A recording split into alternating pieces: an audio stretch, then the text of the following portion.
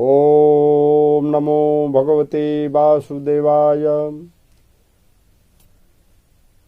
श्रीमद् भगवत गीता में द्वितीय अध्याय के 47वें श्लोक में भगवान कृष्ण ने अर्जुन को बताया है, कर्मणेवाधिकारस्ते मा फलेषु कदाचन मा कर्म फल हेतुर्भुर्मा ते संगोस्त्व कर्मणि। तेरा कर्म करने में ही अधिकार है, उसके फलों में कभी नहीं। इसलिए तुम कर्मों के फल का हेतु मत हो तथा तेरी कर्म न करने में भी आसक्ति न हो। अर्थात प्रश्न खड़ा होता है, कर्मणि पद यहाँ किन कर्मों का वाचक है और तेरा कर्म करने में ही अधिकार है, इस कथन से क्या भाव दिखलाया गया है? इसका उत्तर मिलता है, वर्ण आश्रम स्वभाव और परिस्थिति के अनुसार जिस मनुष्य के लिए जो कर्म विहित है, निश्चित है, उनका वाचक यहाँ कर्मणि पद है। शास्त्र निषिद्ध पाप कर्मों का वाचक कर्मणि पद नहीं है, क्योंकि पाप कर्मों में मनुष्य का अधिकार नहीं है। उनमें तो वह राग द्वेष के बस में होकर प्रवृत्त हो जाता है, यह उसकी अनधिकार चेष्टा है। इसलिए वैसे कर्म करने वालों को नरकादि में दुख भुगताकर दंड दिया जाता है। यहाँ तेरा कर्म करने में ही अधिकार है, यह कहकर भगवान ने ये भाव दिखलाए हैं।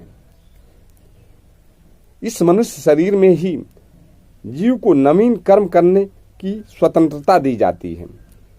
अतः यदि वह अपने अधिकार के अनुसार परमेश्वर की आज्ञा का पालन करता रहे और उन कर्मों में तथा उनके फलों में आसक्ति का सर्वथा त्याग करके उन कर्मों को परमात्मा की प्राप्ति का साधन बना ले, तो वह सहज में ही परमात्मा को प्राप्त कर सकता है।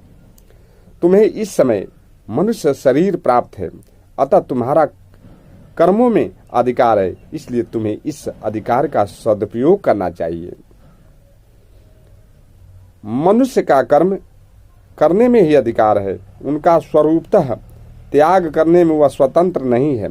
यदि वह अहंकार पूर्वक हठ से कर्मों के स्वरूपतः त्याग की चेष्टा भी करे तो भी सर्वथा त्याग नहीं कर सकता, क्योंकि उसका स्वभाव उसे जबरदस्ती कर्मों में लगा देता है।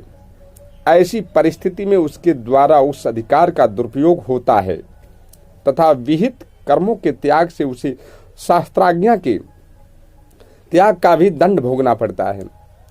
अतएव तुम्हें कर्तव्य कर्म अवश्य करते रहना चाहिए, उनका त्याग कदापि नहीं करना चाहिए।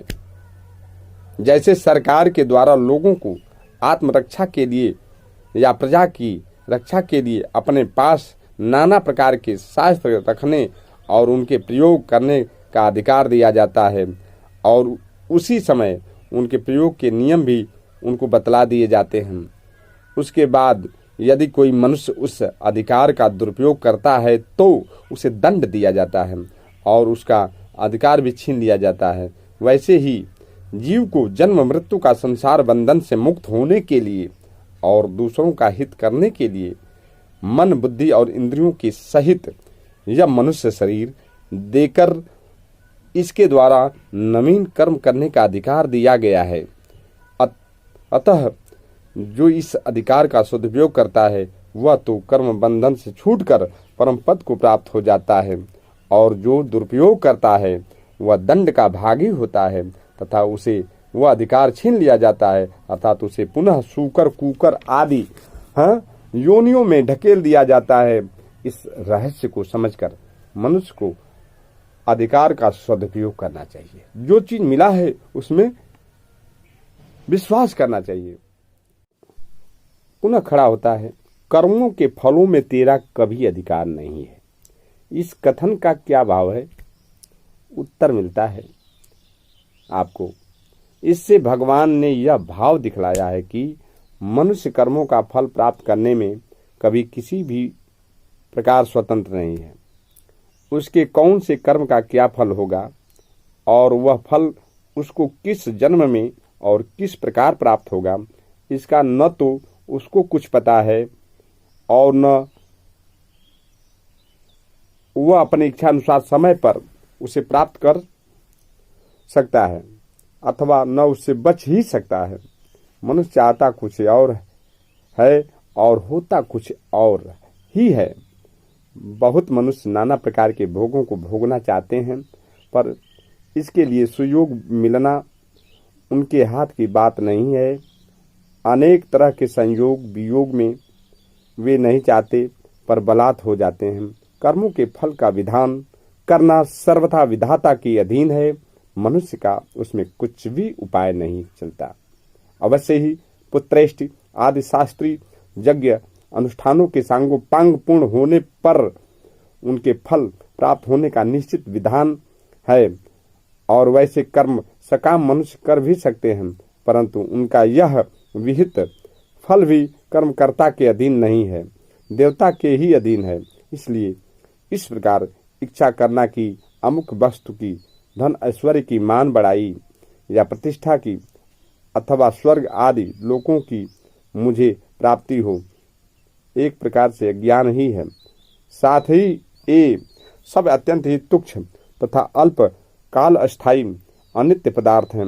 अतएव तुमको तो किसी भी फल की कामना नहीं करनी चाहिए। पुनः प्रश्न खड़ा होता है,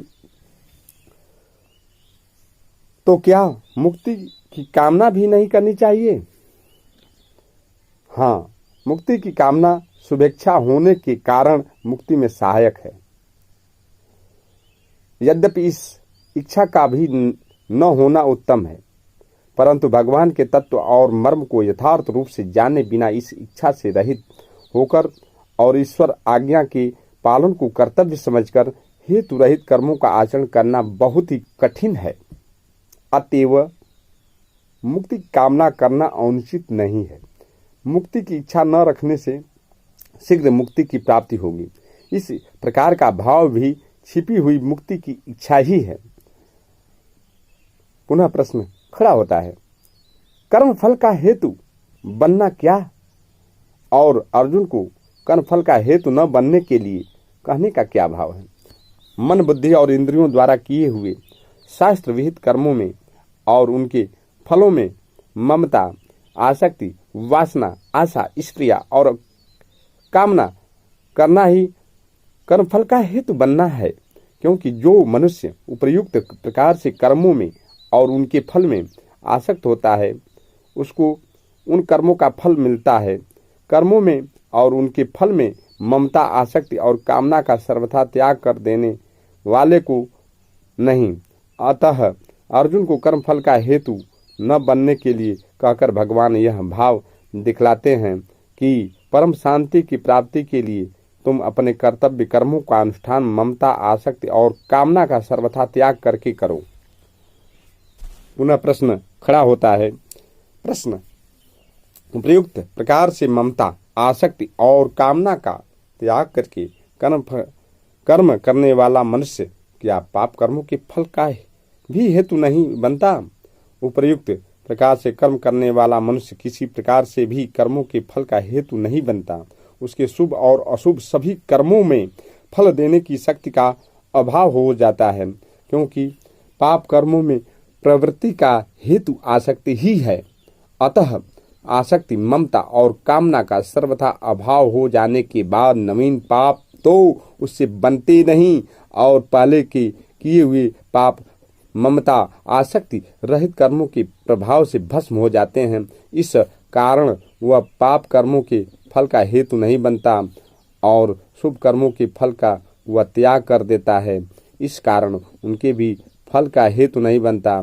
इस प्रकार कर्म करने वाले मनुष्य के समस्त कर्म विलीन हो जाते हैं और वह अनामय मोक्ष पद को प्राप्त हो जाता है। पुनः प्रश्न, तेरी कर्म न करने में भी आसक्ति न हो, इस कथन का क्या भाव है? इससे भगवान ने यह भाव दिखलाया है कि जिस प्रकार शास्त्र विहित कर्मों से विपरीत निषिद्ध कर्मों का आचरण करना कर्म अधिकार का दुरुपयोग करना है, उसी प्रकार वर्ण आश्रम स्वभाव और परिस्थिति के अनुसार जिसके लिए जो अवश्य कर्तव्य है उसका न करना भी उस प्रकार का दुरुपयोग करना है। विहित कर्मों का त्याग किसी प्रकार भी न्याय संगत नहीं है, अतः इनका मोह पूर्वक त्याग करना तामस त्याग है और शारीरिक क्लेश के भय से त्याग करना राजस त्याग है। विहित कर्मों का अनुष्ठान बिना किए हुए मनुष्य कर्म योग की सिद्धि को भी नहीं पा सकता, अतः तुम्हारी किसी भी कारण से विहित कर्मों का अनुष्ठान न करने में आसक्ति नहीं होनी चाहिए। इस श्लोक में भगवान कृष्ण ने निष्काम कर्म योग की शिक्षा देते हुए बड़ा सुंदर तरीके से अर्जुन को समझाने का प्रयास किया है। कर्तव्य का परित्याग नहीं मनुष्य को करना चाहिए। रामचरितमानस में भी बाबा जी ने कहा है, कर्म प्रधान विश्व करि राखा, जो जस करहि सो तस फल चाखा। और किसी शायर ने भी कहा है, कर्म तेरे अच्छे तो किस्मत तेरी दासी, नियत तेरी अच्छी तो घर ही में मथुरा काशी। इस प्रकार से भगवान ने खूब सुंदर तरीके से कर्तव्य आदमी को करना चाहिए बताया है। इस वीडियो को सुना है तो जरूर लाइक कर दें, शेयर कर दें और सब्सक्राइब भी कर दें। जय श्री राधे, धन्यवाद।